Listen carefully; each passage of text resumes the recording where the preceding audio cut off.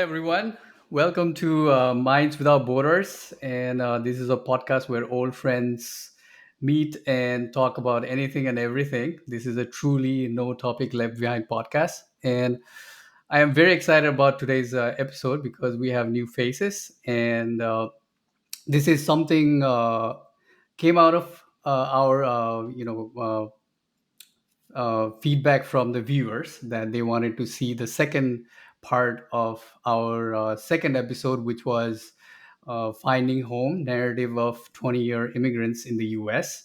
And so the idea was we wanted to hear more from varieties of people and friends about how it was living in the United States, leaving home, as in leaving Nepal and coming here and living here for the past 20 years. So, for the viewers who demanded this is our episode for you guys, and I hope you like it. And so, before I forget, which I tend to forget always, so let me introduce our guest here. We have Nitika Paurel, who is the first time who's this is her first time in our podcast today, and she comes from Washington D.C. and she's a radiation oncologist there, and she's actually my neighbor also. She lives like 15 minutes away from where I am, and we have Irina Kongsakar from San Francisco Bay Area, and she is a risk. She works as a in risk management in finance and banking. And then we have, and you've met her before, and we have Kanti Shrestha from New York, and she works in communication and marketing there. And then I am Biswas, and I am also in DC, and I am a researcher here working in making new materials. And so for today's episode, we are going, like I said, we are going to revisit this topic of finding home. And last time in the episode, we discussed how it was living here, like how the our experience was living here in the United States for the past 20 years, and how we see ourselves living here in the future. And so we will try to cover the same similar topic, but then at the same time, we'll see how our conversation goes. And so, without further ado, I would like to start by uh, uh, not asking, but let's start the discussion with. I am curious actually that how you guys decided to come to United States and what made you or what led you to move here 20 years ago. And I know we all moved. By the way, we are all from the same high school, by the way, and we came to US at the same time.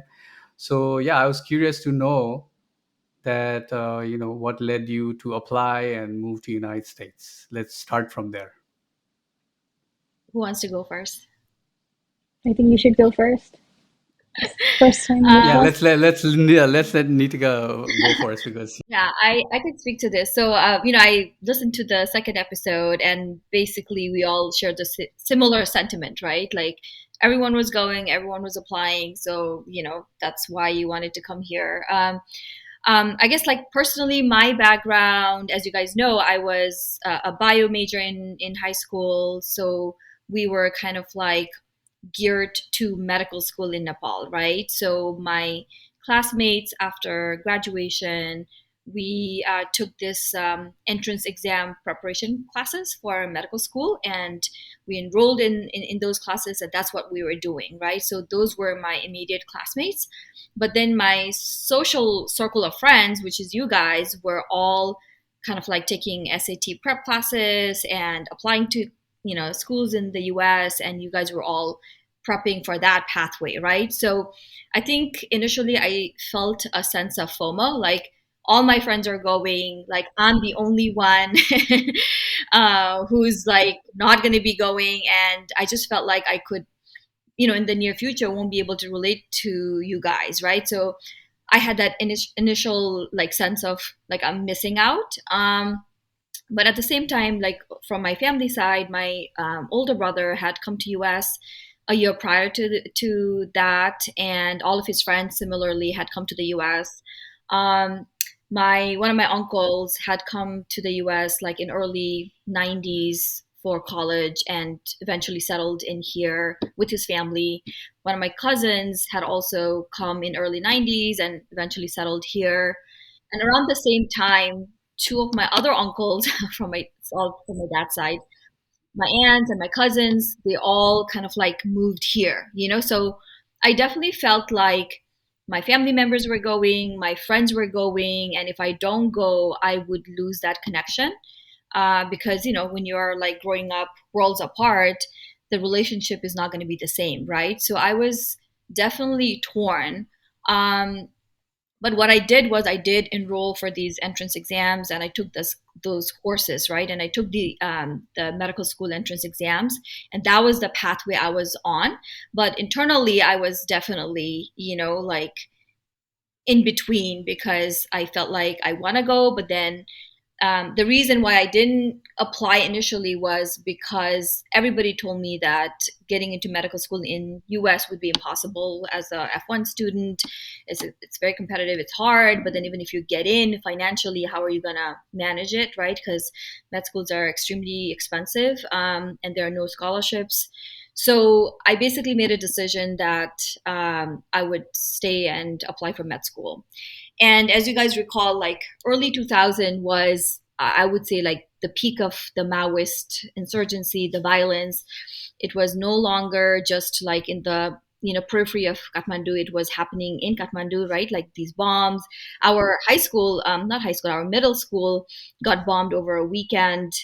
And then, like, I come from a political family. My dad was a member of parliament at that time, and not only that, but he also wrote some articles in newspaper criticizing the Maoists. So we actually we got like direct phone threats from the Maoists, and they also, I think, there was a pressure cooker bomb that was thrown in our compound in our Oh wow. house. So Where do you live? Where do you live in Kathmandu? this was, so we're from Chitwan, right? So Okay. in Bharatpur, in our home, actual like home, Oh, okay. um the pressure cooker bomb was like thrown into our compound, so I think it was pretty close. And so although I was studying for the entrance exam and on that pathway, I think somewhere at the end of end of like that year, my dad was like, nope, you're going, because the situation is escalating. It's not going to resolve anytime soon. You have to go, because again, my brother was already here, my uncles, and like I had family here. So in a way, the decision was made for me. He was like, you're going, like, start prepping for SATs. And this was like very, very last minute. But I remember I felt a sense of relief, although I was torn, right? But when he said, you're going, start prepping, I felt like, oh yeah, like I got excited, because I felt like I'll figure out the med school like once I get there, um, because I feel like I valued the relationships and the friendships. But of course, it's a trade off, right? You're leaving your rest of your family, your parents behind. But at that time, at that moment, I felt like that decision was better for me in a way. So, but of course, this is a long answer to like why I came. But initially, yeah, there was no plan, there was no planning, there was no intention, there was no like wrapping our head around the downstream consequence of that decision. No idea, right? Like, you're going, yes, everyone's going, let's go. It was like exciting. But yeah, that's my story. Which I had a similar experience in terms of was also preparing for engineering Yeah. because my dad wanted me to do engineering in Nepal and then after that come to US or whatever I wanted to do. Yeah. And And so then, in my case, I had to convince him that oh no, I really want to go, and I also remember feeling that feeling of left out. yeah. And actually, during the preparation, everybody else was doing SAT while I was doing TOEFL, so I was behind in that sense, and I didn't like it. So Yeah, and then a lot of our classmates who did, go to med school in Nepal, eventually came here for residency. But at that time, I didn't know that that was possible, right? Like, just the lack of information, lack of guidance. You just felt like it's now or never. Like, I gotta go now, otherwise, like, no, there's no better time. So I don't know. Yeah. And I think it's a similar story for myself. In a sense that all of my friends, which is you guys, were going. So it almost felt like a natural path. I have two older sisters who were they also went abroad, but I think the driving force of the decision was the Maoist movement, which my dad basically said, what are you going to do staying here? It's so unstable. The country's so unstable. Like, you don't know if you're if you're gonna get interrupted in your studies, your school, and your career path. Like, the economy isn't as good anyways because of this instability caused by the Maoists. So like, what's the point of staying? Like, that was basically the message, right? And so I ended up following everybody around me, which is my friends, my sisters, to take the step to go. And I didn't have a plan. I didn't have like, okay, this is what I want to do when I'm going. Like, I know I wanted to go to complete my studies, but then the path beyond and what comes after, I didn't have a clear picture at all on that. But what I knew was I had taken physics as my concentration in high school. Um, After 2 years of taking physics, I knew I absolutely did not want to continue. I did not want to be an engineer. Absolutely not. Like, chemistry was probably an option. I didn't take biology, so that was like, oh, maybe that's out of option now because I didn't really spend time on the biology side. So, but I absolutely knew I didn't want to continue physics. So I was like, yep, I'm gonna probably do a complete shift on what I'm gonna study anyways. So it's better to start off in a different setting. So did you come in fall of 2003 or before that? Yeah, I came in the fall of 2003. That was when I started. Did we all come Did at we that all? Yeah, time? I I think think we we all. all, Yeah, Yeah, yeah. like yeah, I Because I took. know some of our friends came a semester before, like Spring, Subin came yeah, Spring, they as, yeah, came yeah, spring. spring, yeah, Yeah, January to 2003, or a yeah. semester before. I mean, to give you yeah. an idea, I took SATs late January. I was so far behind. Like, so I was applying for the fall semester, and I took TOEFL and SAT at the end of January. It was insane, but I don't know how it worked out, but it worked out. It was, No, we're glad you decided to. Again, I think similar to what everyone said, definitely that's what everyone else was doing. So why not? I don't remember the Maoist element of it, but it probably was at the back of our heads. For me, one of the driving reasons, besides obviously following friends, was, in Nepal there were like two paths once you completed an IC, right? You either go and do engineering or you go to med school.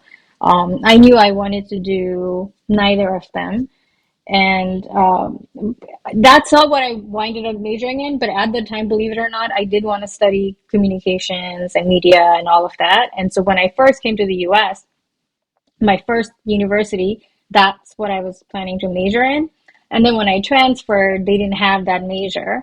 Lo and behold, like 20 years down, I'm in the I'm not in media, but I am in the profession that I thought I would be in. I don't think I thought I would be in that profession in the United States 20 years down the line. But beyond, like, hey, I want to study this, I don't think I had any other notion of what I was going to do with my life. So how did you know about communication, media, those majors? Because for me, I only know four majors, like medical Because school and that's engineering. funny. And in engineering, there are four engineering. well, That's all in I know. Nepal, we also say pilot, right? Okay, Doctor, fine. engineer, Oh, pilot, yeah, and pilot. what So that else? was not going to happen. I don't think Lawyer anyone is not wants to be in a even. plane I'm flying. Yeah. How did I know? I think because in Nepal at the time, like, for the longest time, it was just like Nepal television and the national radios and everything, right? But I think in like late 1990s and early 2000s, you had like newer publications, like counterpaper publications coming out, and like you had FM radio. So there was that.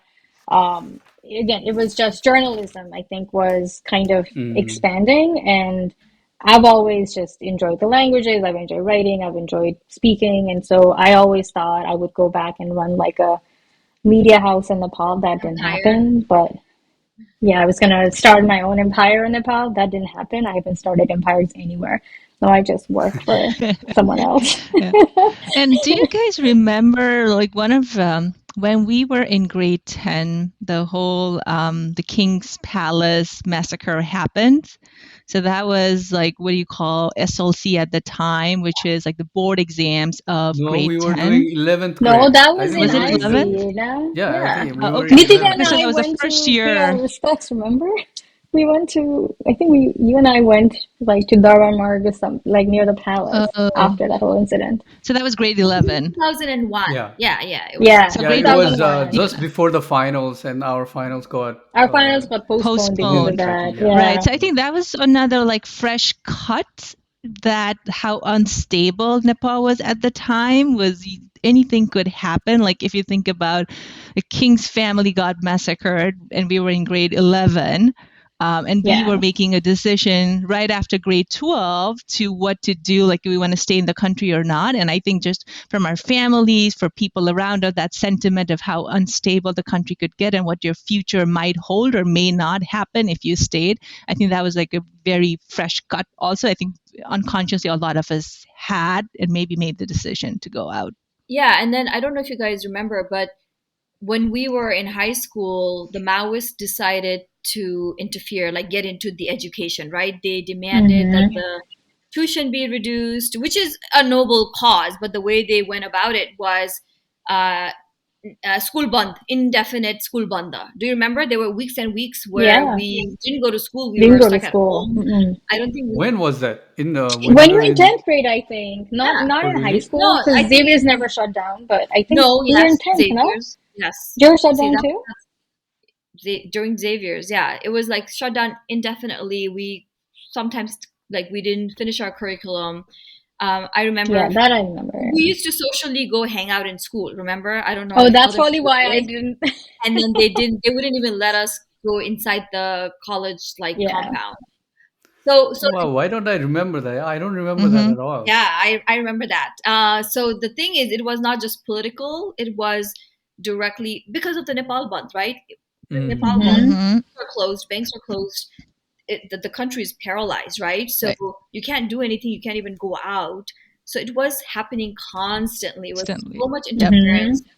Um, Mm-hmm. like our middle school got bombed, as I mentioned earlier. Do you remember Mm. that? It was over the weekend. Galaxy got bombed. I don't know if you remember that. And my other school in Chitwan, like their school buses were set on fire. So it was like really encroaching into the education. Um, there was so much unstable instability. So I think that was like the premise. That was definitely the main reason why like the youth of Nepal and you know we all come from kind of like the upper middle Mm-hmm. class family, right? So like we could afford to even apply to come abroad, right? So that was, Mm. I think, the main reason that drove most young people to go abroad. And I feel like Mm-hmm. now that the country is like stable, there isn't Mm-hmm. as much influx, right, of Yeah. like young people these Actually, that is not. No, I think that's because I obviously was in Nepal recently. There is not as much influx into the US, but more people, more young people are actually leaving the country. So much so that they're having to shut down like universities, so bachelor's and above, oh because okay. people are just leaving after 12th grade. I think And that so they're But started where not, are they happening just going? recently, I think. So they're I think what going, Nitika was saying was, I think between 2010 and 2020, before the pandemic, I think definitely the people coming, going out, at least what I felt or what I had seen reading the news was people were excited and enthusiastic about staying in the country and doing something in Nepal. But now, after, during the pandemic and after the pandemic, where yeah, Kanti is, it's I think, gotten right, that really, yeah, it has gotten worse, Years. as in everybody wants to leave, because I think in Nepal right now there's a recession going on, Recession. Yeah. yeah. So like and universities that's are due to the getting shut pandemic. down. Yeah, it's Yeah. pretty, and also I think less people are coming to the US, but I hear people are still coming to the US, but there's like other countries like Australia, a couple of countries in Europe. Apparently Japan has a lot of Nepali people now, so yeah. But it's actually worse than when we were there, is what I'm hearing now. But I feel like the peak was around, like Yeah, early our time, I 2000, think. Yeah. yeah, definitely. So like Irina mentioned earlier, she had that conversation with the parents about Maoist and what was going on in the country. And for me, I don't think I had that conversation as in the. I'm sure it was in our back of our all of our mind that the country is Mhm. unstable and education as well as the future for youth is not as bright as we would want it to be. But I don't think we had that conversation. So, but at the same time, my I remember when I told my dad that I want to go, he said no. We were 18, right? So we were young, and he was like, how are you gonna survive there, where I mean, I had an incident where I had to go sleep with him when I had a panic attack during 11th grade. So I think he remembered that incident, and then he was like, okay, how would you get by yourself? And so eventually I was able to convince him, and I had the same reasons like you guys. So I just wanted to, I was curious, like, what was the conversation like with your parents when you talked about going to, like, going abroad for, studies? Was it easy for you to convince? Because for me, I really had to convince him. And so, what was it like for you guys? I don't think I had to per se convince my parents as much, like I said, because I had two of my older sisters who had already gone abroad. So I think in my case, it was easier. But I think my mom definitely was like, okay, where are you going? Right. I had an aunt in Chicago. So, that could be an option. I could go to where my sister was, but I didn't do either. When I applied, I ended up applying to Salem College, North Carolina, which is where Kanti went. And then a few of my other friends, some of my friends also went, right? Um, but I think her question more was like, oh, are you going to have people that you know Oh, when you get there? And Mhm. I think she was happy that, Kanti was there and my other friends that she knew, like a couple of them were there. And I think that kind of was more of like, okay, do you know somebody more than anything else? Like when you get there, would you have people? And she knew you guys. So she was okay with that, the fact that, there's somebody there. I'm not going there, and they're all strangers everywhere. So I think that was more of the conversation. And I mean, for us, if you think about it, like you were talking, Nitika, earlier, we are like middle class, right? So it's as an option, it's even an option like you could consider like somebody in that, like, the country is unstable for everybody, but like for a person whose family isn't from middle class, you can't afford, that's not even an option. Like it gets Mhm. really hard. So I mean, it's definitely a privilege even for us to even be able to think financially, like our parents could afford to buy this ticket and some of the costs that might be available now.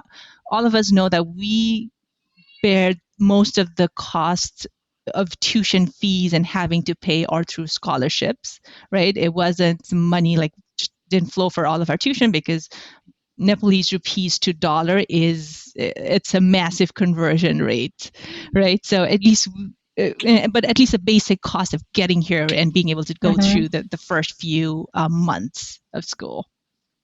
Yeah, I don't think, again, to Irina's point, I don't remember. Again, maybe I had the conversations and I just don't remember. But my mom was obviously definitely comfortable that Irina, myself, our, good friend, another friend of the group, Ritu, like we were all going to the same school. I remember Nitika was the only one that was going to a different one. Yeah. And she felt like a way about it because she was like, you guys are all going together. I'm going to be by myself. Rito and I, in fact, like traveled together because Irina and Nitika, I think you guys came to stay with family like a month or so in advance.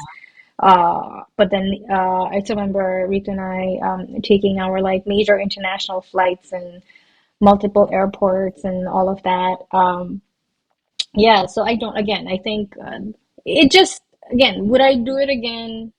Would I make the decision the same way I did when I was like 18, 19? Probably not. no. But at the Yeah. same time, it just felt like, oh, we're all going with friends and everyone's going to be there. Like, So do you think, like, if there were no, so if you guys were not going to the same college, or if Irina was not going and you were the only one going, then would they be probably would excited still about you have, I leaving? mean, I don't know, excited. I probably would have still come here. Also, not realizing how large United States is, because I was like, all Yeah, my yeah, friends are that we going didn't. to the Yeah, Yeah. US. none of us. Our That's all. parents might have been fearful, right? Maybe we were so young and dumb that maybe the fear hadn't settled We were in, young but our and parents dumb. might have That's been all. fearful. So, Yeah. Yeah, but I'm But like, also, there was like, yeah, go on. like in Biswas, like I'm kind of like, I'm surprised hearing that your dad even like approached that topic, because Mm. maybe like it's my family, like we never talk about like, are you okay, are you going to be okay, have you thought through this, right? Mhm. And as I talked about earlier, like my dad was the one who was kind of like, you're going, because it's not good here. So I think for my family, they were comforted by the fact that I have an uncle here. If Mm. anything happened, he would be my local guardian. And my brother was here, but of course, like they couldn't comprehend, just being in the US doesn't mean anything, right? Like being in one part of US and you have your uncle in the other part of the US. I mean, it's like he might as well be in another country, right? But It is. they Hmm. don't, But yeah, we didn't exactly. know. We didn't know when Yeah, we We were didn't know there. any better. like being in Europe, right? Whole, but I they mean, just I thought, went to, yeah, go on. yeah, my dad was like, hey, kaka to, like if anything comes up, like he'll take care of it. And that's not how the reality is, right? So I came here and I came like a month before the school start. And I came in, actually, I flew into Dallas here. So I came to this region and I stayed with my uncle. And then I went to school and had no idea, right? And maybe when we were younger, like the concept of like preparation, looking into things, researching, that was not the culture back in the day, right? It was hard. First of all, it was like dial up internet, but we just didn't grow up with that mentality, right? Like nowadays, before I even do anything, first thing I have to do is log on and do research, about everything. Yeah, Right?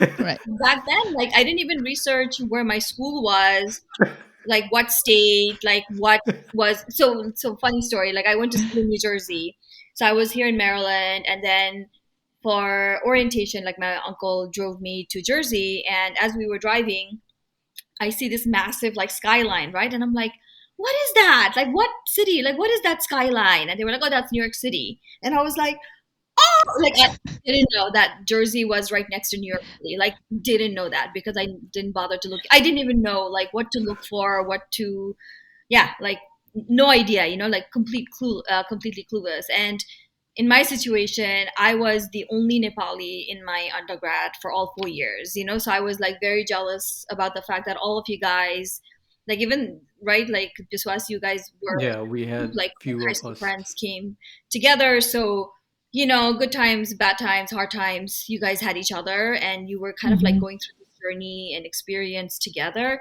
And all my girlfriends were actually together in one college. So I literally felt like I was alone. There was nobody who got me, nobody who understood where I was coming from, not being able to speak the language. I mean, it was tough, just like social, cultural, complete isolation. And we Hmm. didn't think about those things, like coming here. Yeah, yeah. So, And I think the biggest piece is the like coming from Nepal. I think it's more like, do you know somebody that are going to be around, or also like Nitika said, like a guardian who can be there if something happens, right? I think for my mom too, like the fact that my aunt is in Chicago kind of gave her the sense like, yeah, if something like really bad happens, she could probably help you out, Yeah. But in reality, it's tough, like because everybody has their life in the U.S., right? It's tough, but I mean, my aunt definitely tried to help what she could when I first got started, right? I stayed there and then stayed there for a couple weeks, and then I went to school in North Carolina after that. But yeah, it's like, but it's a sense of like if it's basically like letting your high school kid go to school away, so far away from home, where you're not yet, as a parent, you can't be there if something wrong happens, and you can't rescue the kid if something wrong happens, Yeah. yeah. right? But from our perspective, we didn't think about that because we were just excited to go away from home. Yeah. Yeah. So, Nitika brought a very interesting thing. So how was it like when you guys moved here in the first few days, or do you guys remember any incident or anything from that time? like if you guys want to share, like how was it like to be in a new country where you don't know anything about, like you said, we didn't do any research, there were no such thing as research.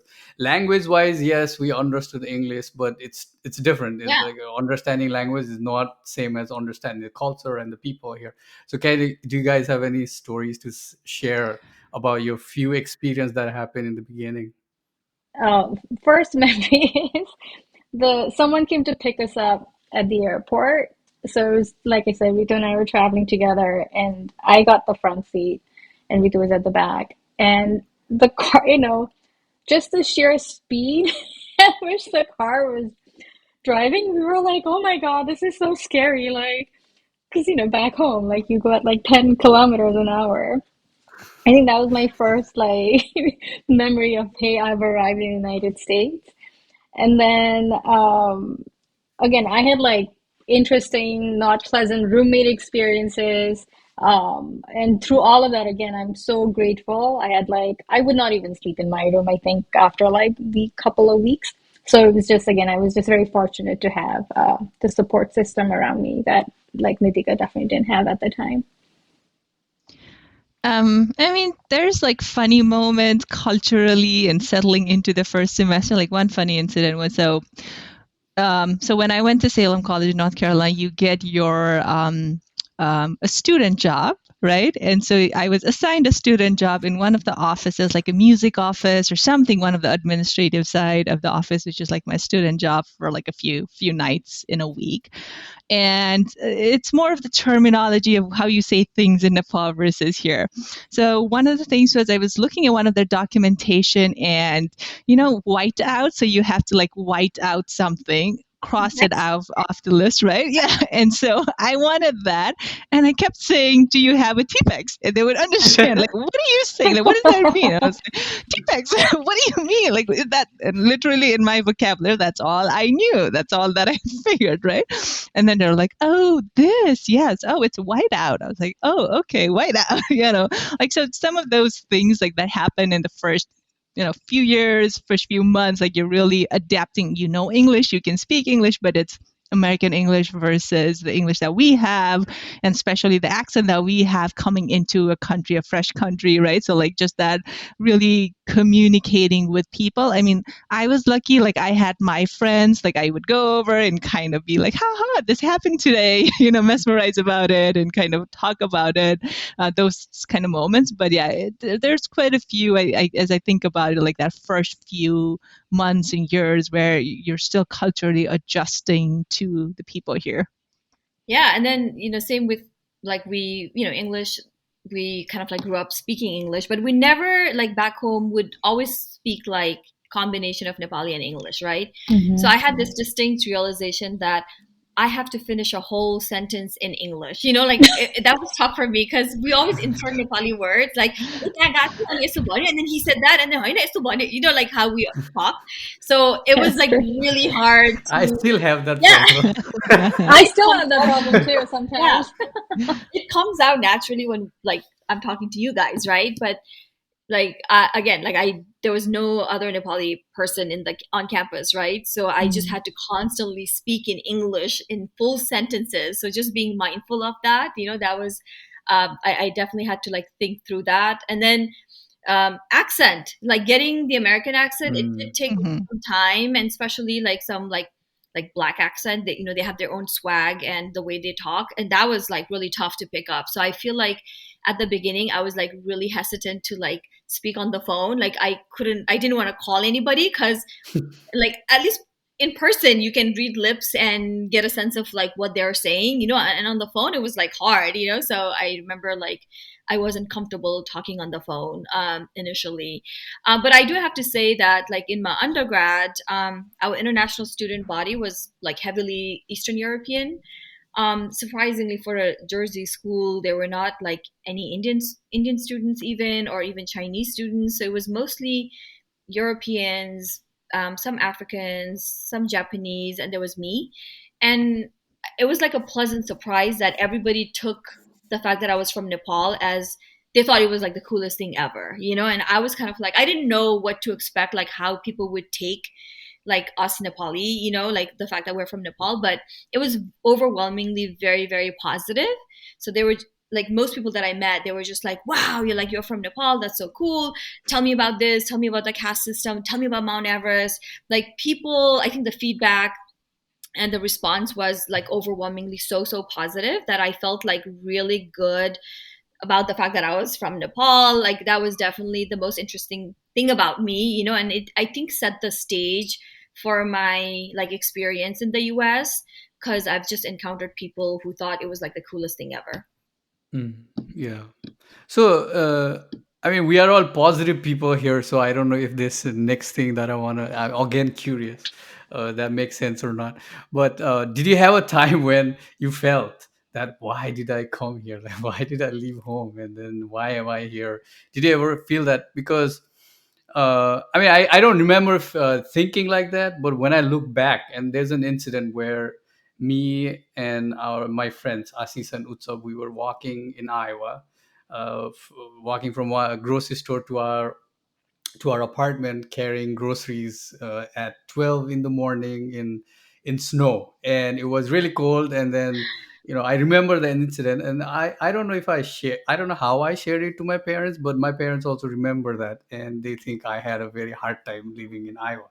So, and then looking back, yeah, it was, we had to walk around, take buses, and it was cold in Iowa. So do you have any incidents or any fun memories like that where you felt, okay, why am I here, or any hardship in that sense, living in, oh, because we were not living at home, we were living in a different country, and where, like we said, we don't know anyone, and not even a Nepali also, so not even speaking our own language. So do you have anything like that? Oh yeah, I have I would love to hear that, actually.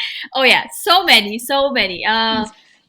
but somehow it's kind of like tied to this fact that it's life is hard in America, right? Like I heard it from my uncle, for people who were here before. They were like, it's a tough life in America. You have to like wash dishes and take odd jobs to make it, right? So that was kind of like the rhetoric that you heard. So you almost felt like, I gotta work hard. There are Yeah. sacrifices to make it, like I'm not doing anything special. But I think the hardships for me, yeah, it was just around isolation. And you know how I said, like, we didn't really prep, we didn't really know how like even the college system works. So I think first year, I didn't even know that there was something like the school calendar where you have like semester and then they have like a holiday calendar out. I didn't know I could even look up holidays, right? So I remember like there was a fall break and people were like, oh, I'm going home next week because it's fall break. And I had no idea that the fall break was coming, right? So I had make no plans, no preparation. In the meantime, my roommates and everybody pretty much like they went home, right? Mm-hmm. So the dorms were like ghost towns. Like there was nobody there except for the international students because we can't go Mm. anywhere. I actually missed my international student orientation because my uncle was like, "Janu पर्दैन त्यहाँ केही हुँदैन." I shouldn't have listened.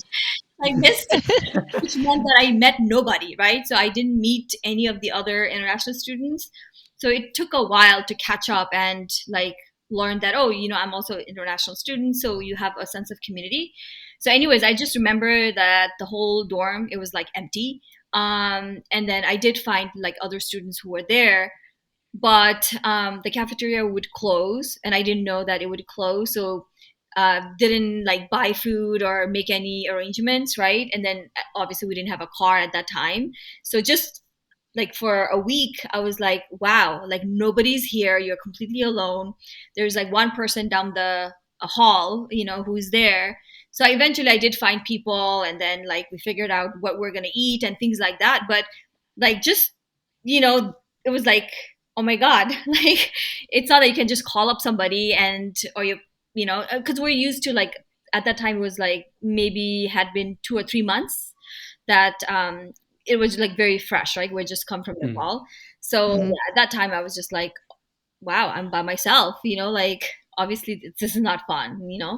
And I remember over the summer, you actually had to leave your housing because the school would close unless you had make arrangements. So they had like a couple of times where I like got out of my housing and I had few days before my next housing would start, and literally like for a few days I'd be like homeless. I mean, this is Homeless. like a glamping homeless situation because I knew I had a housing coming up. But the reality was there were like few days where I had nowhere to go. Then in that Mm. case, you just had to make friends, ask people if you could crash with them. And obviously we never would face these situations back home. So in those moments of just I like being isolated and being by yourself, and it's up to you to figure out the logistics, right? It is up to you Yeah. to like figure out how you're going to eat and sleep. I mean, it was just like, yeah, it was different. So those were challenging, and I think it's just the age that we were young, we didn't know, we didn't have that many resources. I mean, it would be different now, right? For sure. But yeah. And so now, I mean, we've been sharing very nice and nice stories about now our experience. But now I want to get into a little bit deeper topic here. So bear with me. So when we came, from Nepal, I remember in college they used to ask me, like my friends or people I talked to, ask me, "Are you ever gonna go back?" And I used to. I remember saying like, "I don't know." I never said I'm going back because I felt like I would be lying if I said it. And so I just wanted to ask you, and then it had changed over the years. Now that when I think about, do I want to go back, I actually feel like, okay, I wish I could go back and do something over there. I feel that, but there are Mhm. many things that we have to think about before we go. And last time when we talked about this in the group, Utsav said, or one of the participants said, that there's lots of sacrifice we have to make to go back to Nepal, and maybe that's why it's very difficult. So my question to you guys is: have you guys been asked, such questions in the past, like that are you going to go back, and how has that answer changed over the years? And are you planning on going, or what do you think about going back or staying here? I don't remember anybody like distinctly asking, but I'm sure people have asked along the way, like, "Oh, are you planning on going back?" And in my mind, I've always thought, okay, I need to make something of myself and have some skill set that I can take back, right? Like you just don't want to come here and then go back. You want to be valuable. You want to contribute, right? So when I initially came here, my goal was I need to get to med school because, as you guys know, in Nepal, like after ISC, you directly go to med school. So there was no point for me to go back after undergrad because you came here, Mhm. you did 4 years of undergrad, and then I had to like go back to med school. Then that doesn't make sense, right? So for me, it was always like I have to kind of like get trained, be useful so that I can take, what I've learned from here and my expertise sort of so, and then be useful back home. But as you know, like I've been on a very, very long journey, right? So 4 years of undergrad, and then med school, grad school took 7 years. And then just finishing medical school is not enough because you're not like a practicing clinician at that point. You have to get trained. You have to do residency, right? So 4 years of med school, 3 years of grad school, and then I still had to stay and do residency for another 5 years. So literally, that's where the chunk of my time has gone in just being in school and getting trained. And then at the end of training, you're like, wow, it's been 15 years or 16 years. And then do you go back now? And then the thing is like, life happens simultaneously, right? So then you get to the stage where now you're getting married, you're having kids.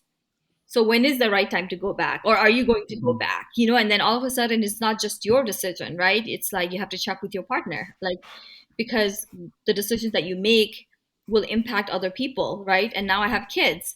So I can't just make decision in silo. I have to think about their future and what my partner wants. So I think life happens, and I'm not saying that it has to end now, right? Because we don't know what's going to happen in the Yeah. future. But I always thought that I probably will not go back to live there, but I would go on a kind of like sabbatical, taking projects, and just go and do some work in Nepal. My kids are really little right now, so I can't even imagine. I can't even leave my house without having like a backup plan, right? So I can't imagine doing that now. But eventually in the future, hopefully, would be able to do some work in Nepal. Yeah. What about you guys? Yeah. Um, for me, like throughout school, I didn't think about like, oh, I was gonna go back to Nepal or anything. Like that wasn't even something I thought about. I think the point where you had to decide was after school, you have to start looking for a job, right? And do you even like at that point, it's like, hey, will you get a job because you're an international student? So the process of visa and getting a job and a company that will sponsor and accept you as an international foreigner to get a job, I think that was the piece. So like I I I was looking for a job and trying to look for companies that will accept the visa status that I was on as a foreigner. And I think at that point it was like, well, if I don't get a job, it's either I have to either continue studying like the further studies, or I have to go back to Nepal and maybe kind of twist my career in Nepal rather than here, right? I mean, luckily things worked out. I found a company where I kind of was able to really get through with my career, sponsored my visa and all that. But even through that process, as you guys know, you don't just start with a company. If you're in the path of trying to get a green card, the company has to be willing to pay the cost, the legal fees, the process that you have to follow through to do that, right? So I think throughout it was like, basically, I think in the back of my mind, to make the best of the situation, it was like, okay, I'll go through it as long as it works. I'll go through, work with a company, see where it goes. The worst is I would go back and work in Nepal. Right. And that was kind of how I had it. But over the years, I think I've thought about where am I more useful? Like I know my life is settled and it's easy for me to continue where I am because I've worked at it and got to a place where I am. But I do think about the times as to, okay, where do you think like I would be more valuable? Where do you think like I would be more be able to give back more, right? I mean, it's a job, yes, here or in a pub, but in terms of like making the impact, and I do feel like, oh, maybe I would be able to make more impact in Nepal, even if it's similar or the same. It probably might be more impactful there. And so there are times like at this stage in my life, I do think about, oh, okay, maybe I would like to go back someday, but also it's rough because or tough because your life is settled, right? You've got a lot of pieces here now that you've really settled on. So to make that jump or really to go through the hump of making that jump is Mm. it hasn't happened yet, obviously. So Yeah, I'm with Irna. So I think when I was in college, I probably responded the same like you was, like I don't know. Mm-hmm. Um, to me, like the first 4 years of undergrad in the US were probably like where I was blissfully ignorant. And then after that, just like journey as an immigrant was more painful than I anticipated, lots of roadblocks. And so during those phases, I think I felt like, okay, I guess I have to go back. And that didn't feel like a good reason to go back, right? Like I would like to go back because I want to go back, not because Mm-hmm. circumstances forced me to go back. Again, long-term things worked out. And now, like, like I do go back once every year and I talk to people there and I see the situation there. Some of our friends who've gone back are obviously doing well. But for me, I think, yeah, like I maybe would go back, but I haven't figured out what is that value I would add.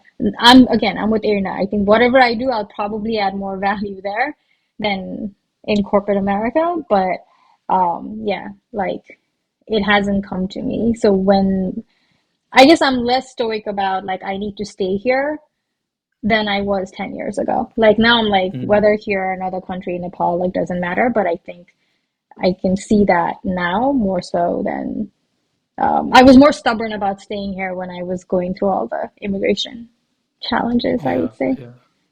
And so this is something I've heard, and I just wanted to uh, know how you guys think about that. So I've heard many times from, now this is a gender question, okay? So I'm trying to ask it in a nice way, but I sorry if I ask it in a very weird way, so I apologize. But I've heard that it is different for women going back than for men. Do you guys agree with that when it comes to Nepal, because of the society and how the society is?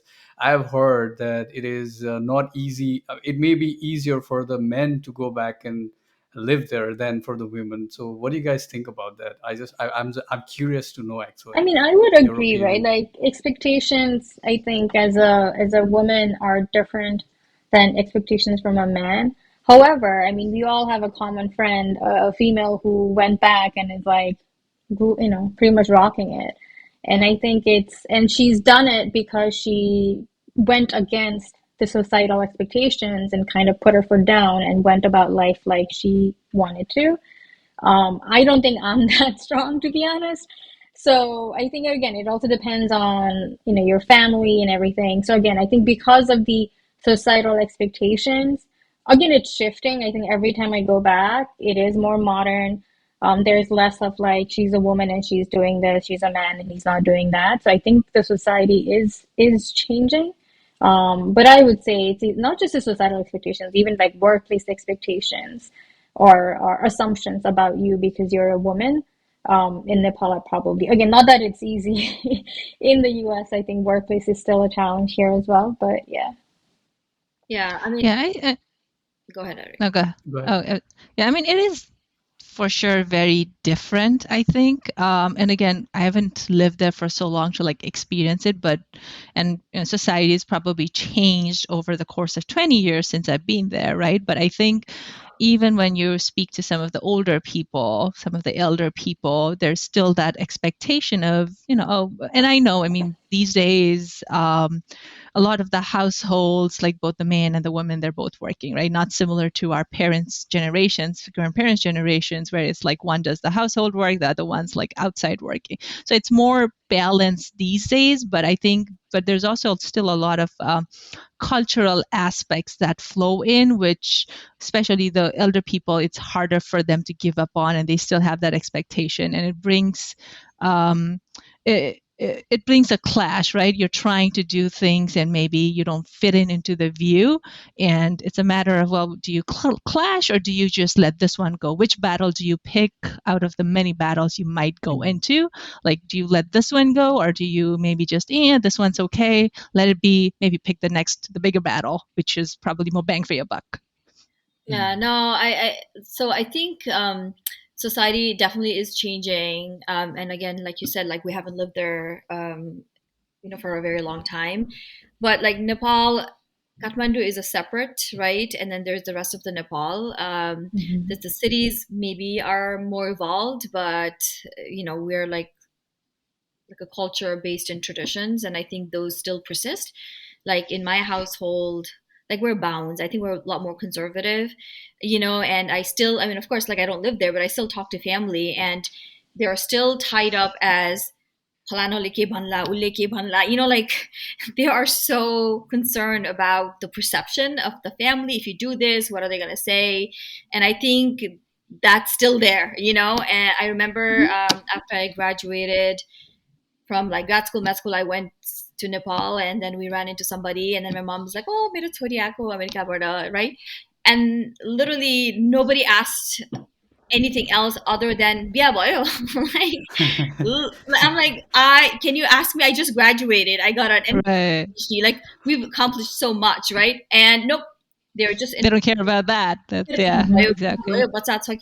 I'm so it's just like a little glimpse, but I think having lived here, we have found our voice, so Mm. Mhm. we have, like the mindset and the tools to kind of like put our foot down and speak out. And but I think there are those societal pressures on women and how they treat women and what they expect out of us. I think especially there are some gendered roles, and even in America you see that, right? So Mhm. I'm Mhm. sure like in Nepal we're still expecting women to do certain things. So I mean those are there, but I think we've changed, and we've kind of like found our voice.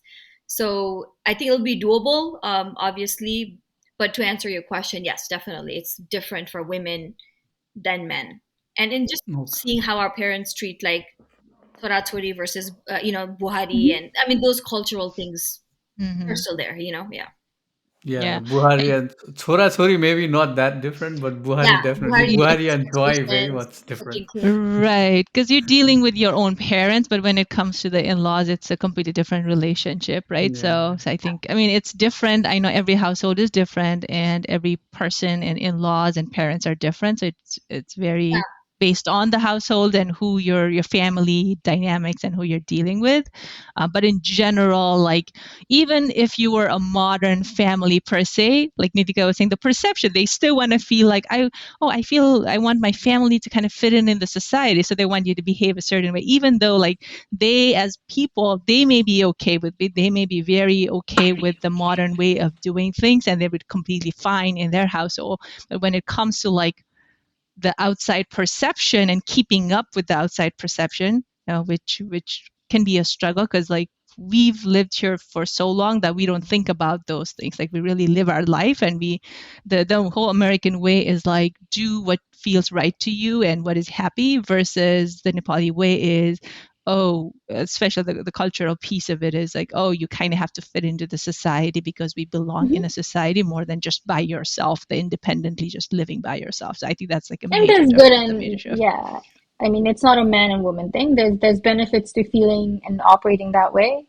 Obviously, as a society, US is much more individualistic than like a social culture like Nepal and other countries, right? Again, for us, it doesn't benefit that it's like that, but there are benefits But to this was, I different remember cultures and you saying values. that you now feel like you want to go home, right? Yeah, so I never felt like that in the past.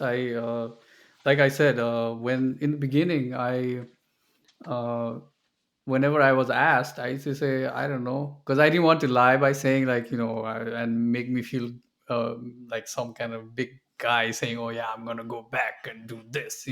So I never did that. But then recently, I think it's the same uh, idea that Irina and Kanti mentioned, that I also felt that I would make more impactful. My work would be more impactful if I do it over in Nepal.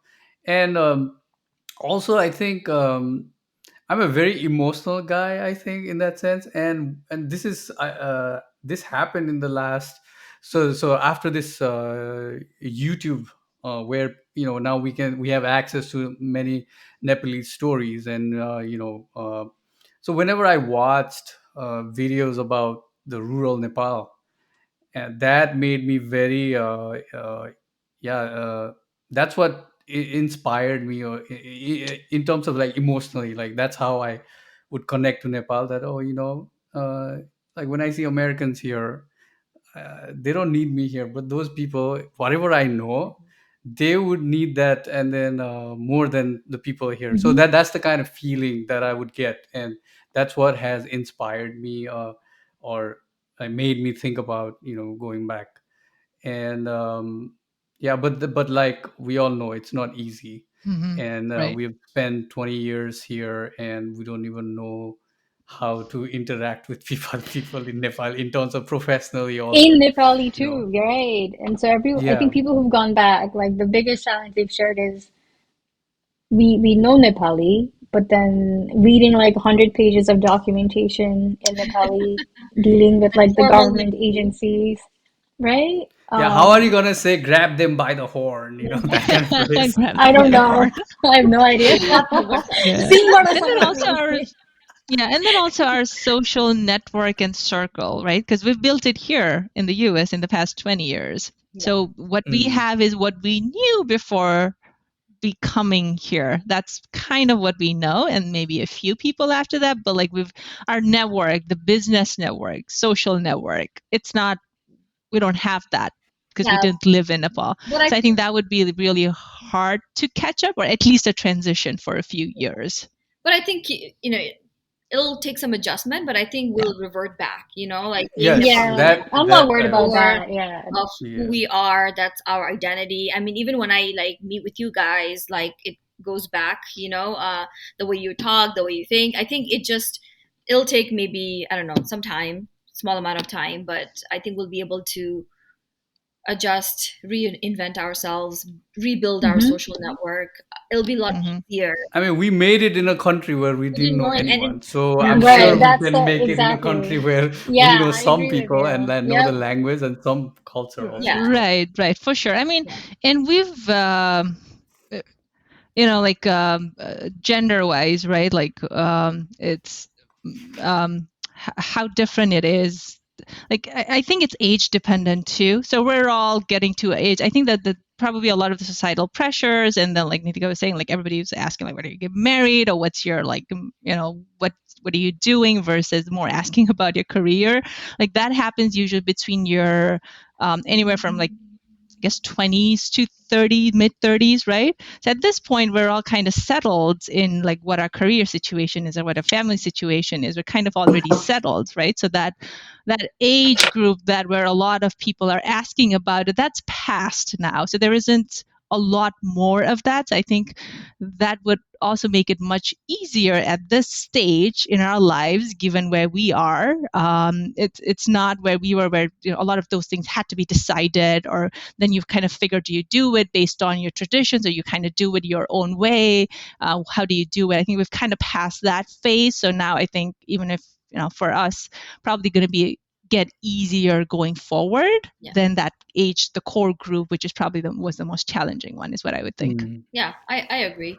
Um, So did you wanted to add no, anything, I was just Nitika? saying that, still most of our extended family is in Nepal, Mm-hmm. right? So we do have Hmm. a, built-in network, and I don't think it'll be hard. I think the hardest thing is just deciding that you want to go. Uh, Obviously, that takes a lot of preparation. Like Kanti mentioned earlier, how strong we are to make that jump. Yeah, I Mm-hmm. think that's Yeah. what it.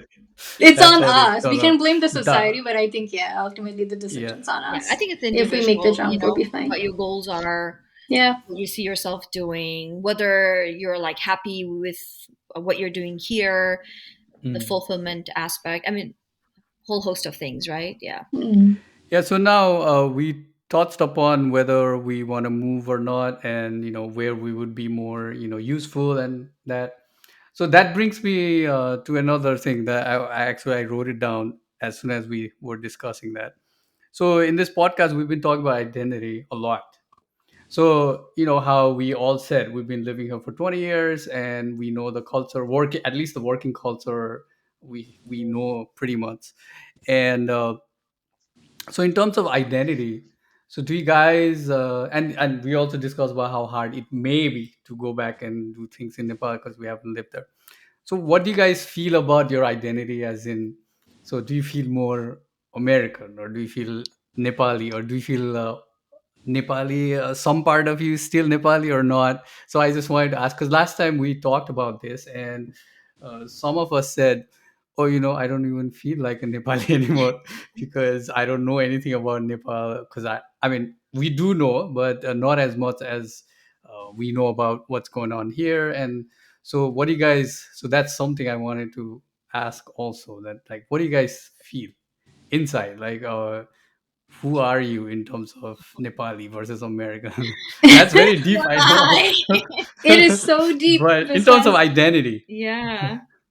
I would say it's interesting, right? Because now, like 20, I guess it has been exactly 20 years that we've been in this country. And uh, it's interesting, like now, like even though I'm a citizen, it's so ingrained in me that I'm an outsider in this country that I still have that. Even though I have a passport to show I'm American, I think there is a part of me, at workplace, in the society. And again, it's a society here too, right? Like they look at you, the first question is, where are you from? So that never makes you feel all that great. So that is always there. In terms of identity, I think the longer I've been here, the prouder I am of the upbringing that we all, I mean, at least I had in Nepal. I think from a values perspective, I think I have fortunately retained them, and those are like the good aspects. And then I think we all mentioned, right, like just kind of like not focusing on just again not what someone else will say, but some of those American attributes like do what feels right to you, do what's right. That independence and self-reliance, obviously those are what we've learned over the years in the US. So yeah, it's interesting. I would say like I don't think I'm an American, or like I mean yeah, like I still say I grew up in Nepal, but I wouldn't say I'm American or I identify as an American either. I take it like a little bit differently. Like, being Nepali is, again, it's a core identity, right? This is like Yeah. who I am. I do want people to ask me, like, where are you from? Because I want to have that conversation that, oh, Mm. I'm from Nepal. And then, a lot I guess at least a lot of times, I'm like the first Nepali they ever, like, people have ever met, right? So it's an opportunity to speak about Nepal and kind of like educate people about Nepal, right? So I don't want to be American. I'm not an American. As you guys know, like, I'm married to an American. I did not take the last name because it doesn't sound natural, right? Because the last name, our name triggers the question, Mm-hmm. right? Like, oh, this Yeah. is interesting. Where are you from? Um, I feel like I'm racially more ambiguous looking in the US, so people can't really guess. And I don't think they would ever guess correctly for any of us, right? So being Nepali is the most interesting thing about me. There's nothing else. No, I'm kidding. So I'm proud to be Nepali. I talk about Nepal all the time. I love it. People Same. ask me where I'm from. Um, but yeah, we've lived here 20 plus years. We've pretty much spent more time here, right? Because part of our time Mm-hmm. in Nepal was we were Yeah. babies, like that was useless. So we've come of age, we've grown up here. So that definitely, like you said, a lot of like American attributes that feels American, right? So we are like a hybrid, and I feel like we've got Mhm. the best of both worlds because Mm-hmm. we had that Yep.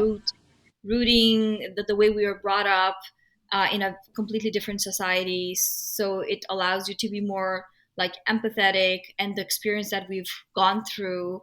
Um, and then we've kind of like taken all the positive, good aspects of what the US has to offer. So I feel like this hybrid version of me is better than the version of me that would have evolved if I had just lived in Nepal or if I had been born here.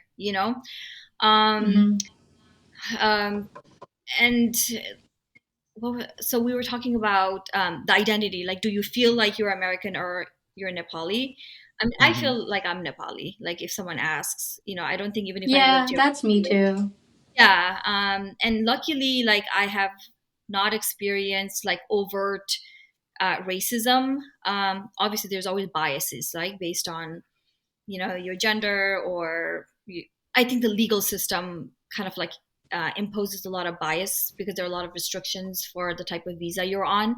But on a human level, like, I've luckily had a lot of like positive experiences in this country.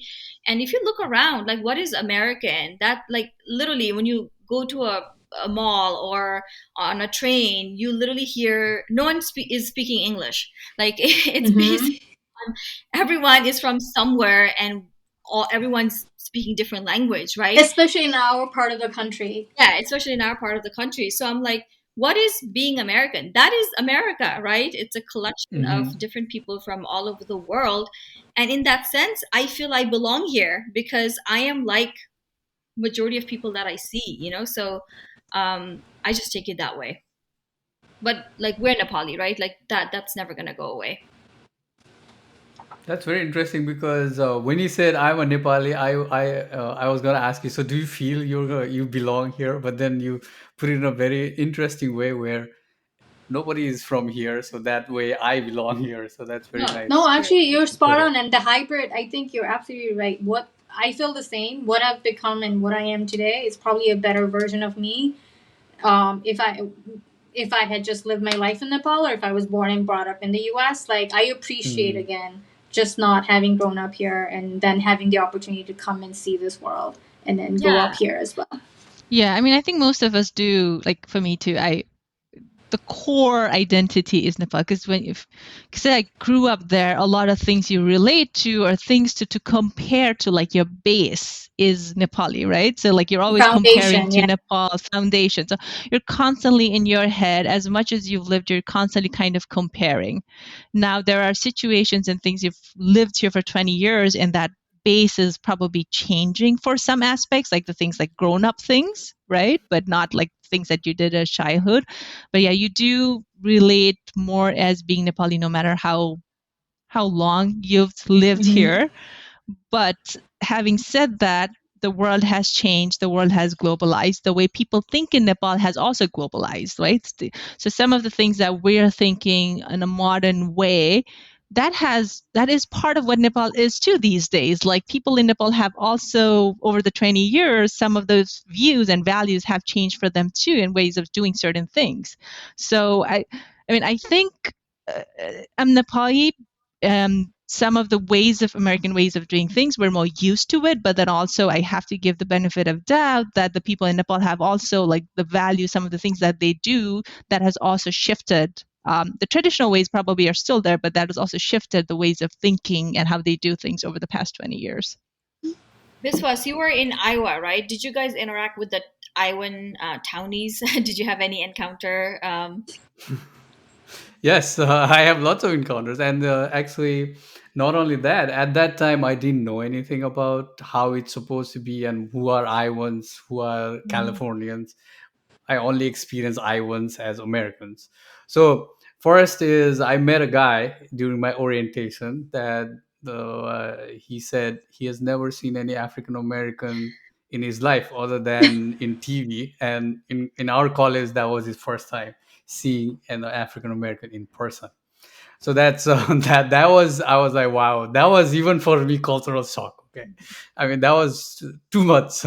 And but at that time I didn't know what was going on, but I remember our all our friends were either international students, or if they were Americans they would be out of state Americans, so they would be Mm-hmm. from Illinois. Like our best friends, our close friends who were Americans who grew up here were from Minnesota or from Illinois. And for some reason, there was one guy, our closest friend, was from Iowa, whose parents was hippie. That's what he said. His parents were hippie, so maybe that's why he could relate to us. I have no idea. But other than that, we didn't have Iowans friends, and I used to think at that time it was me or us that was our issue because we didn't know the language. You know, language as in we knew how to talk, but still. And but now I look back, it was part 50-50. You know, they also didn't know how to interact with Mm-hmm. people from other country, because if they haven't seen an African American in their life, let alone a guy from, you know, Nepal, forget about ACLs. So that, and then the music, I remember thinking when I asked them, do you guys listen to Metallica or the, you know, rock bands that we grew up listening? They said, no, who listens to that? Those are old. We listen to some random thing they showed. And then I thought, oh, maybe, you know, we listen to music from the past because we listened to something in the late 80s or early 90s. That's what we grew up listening, even though we grew up in the mid 90s. But then later I found out when I moved to California or Florida, people have actually listened to Metallica and Mm-hmm. Nirvana. And they told me like, Right. okay, that's not you. It is because in Iowa they only listen to country. I don't Yeah. know. So Right. So those identity are the is experience. different. Yes, I identity is remember. different, like even within the US, depending on the state, right? Yes, So like yes, yeah, of yeah, course. like Iowa versus the East Coast and the West Coast, where people are from everywhere. It's yeah. So Yeah, I mean, yeah, I remember clearly. Like, I remember feeling it was my fault in in a way that I was not able to make friends in like I want friends. Yeah. But now I look back, it was not just us; it was them also because they also didn't know any better. Yeah. And also, like, when you have a built-in friend network already, like your friends from back home, then you may not Yeah, put that in the also. effort, mhm. Yeah. So in my case, since I didn't have anybody else, then I had to go out and make friends, and luckily people were very receptive and supportive and made lots. No, but then you were in city, right? So in I Jersey, mean, You're it you was also in said. New small. Jersey. Yeah, it was a Jersey, Yeah. but the school itself was pretty secluded. Like we never Okay. went outside the campus. But yeah, we were all clueless, right? The racial um, aspects of America is so complicated, and I don't. At Hmm. least I didn't know the full history. I mean, I knew there was discrimination, segregation, things like that, but we never really studied history in school, right? We never got that education, so it did. Or even like Jewish Americans, one of my roommates was Jewish, and I didn't know what that meant, my freshman Hmm. year. So in a way, it was good that we came into a college campus, which was still a bubble, right? It's still Yeah. like a protected somewhat, so we got 4 years to kind of like gently and slowly get to learn about the society, the culture, the background, the history, so that when we, after graduation, we were better equipped to kind of like deal with the society in large. But yeah, a lot of things were just like so different than what I had imagined, because we were all influenced by Hollywood, right? Like the TV shows, Hmm. and that was part of the draw of coming to the US through pop culture, right? But the reality here is obviously vastly It's different. very different. Yeah. And we were just, Yeah. at least I was clueless, so I got a good education about all of that. I think the college was like, it's not just the material, the education to get to grad school, right? The it's like liberal arts education. You kind of like get a wholesome experience. Yeah. Yeah. Yeah, which is different from what you would have gotten in Nepal, because in Nepal it's very focused on what you're majoring in, right? It's Yeah. and that's all you study. But the 4 year undergrad, that's what I actually do appreciate in the U.S. is kind of the wholesome liberal arts education, getting to know pieces of music or politics, and they're kind of really combining culture and all of that together. Yeah. I think like if we had come here to do a master's or later It for a would be different. job, Yeah.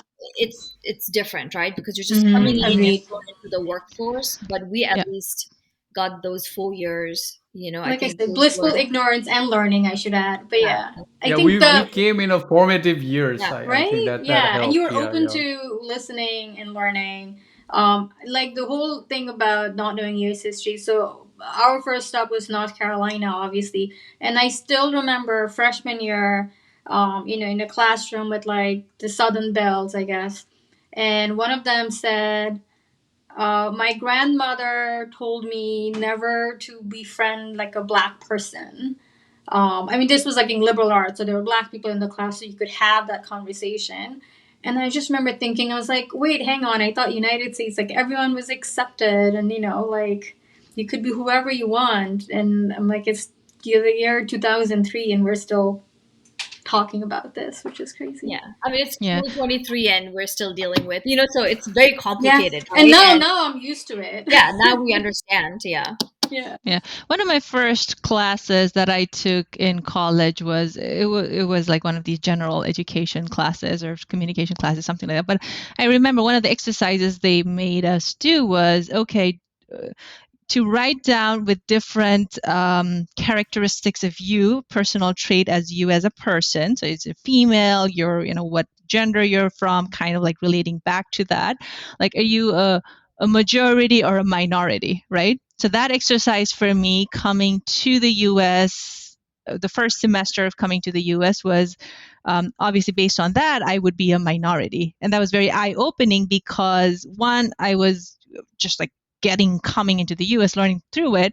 And throughout my life, I realized I was a majority where I was growing up in Nepal, in Kathmandu, in a middle class family, being from the ethnicity I am, growing up in Kathmandu, I was basically the majority. And so I kind of like it really hit me the transition that, oh, I've lived as a majority throughout my life. I am now the minority for the place that I am in now, right? So that was sort of like a turning moment, but also a learning moment of like, because the exercise was to like basically to have you think about it and then also think about like different perspectives of where different people are from. And that was very interesting. Yeah. I mean, So we are almost like an hour and a half. So before I let you guys go, I have one more thing that I want to like put it out there.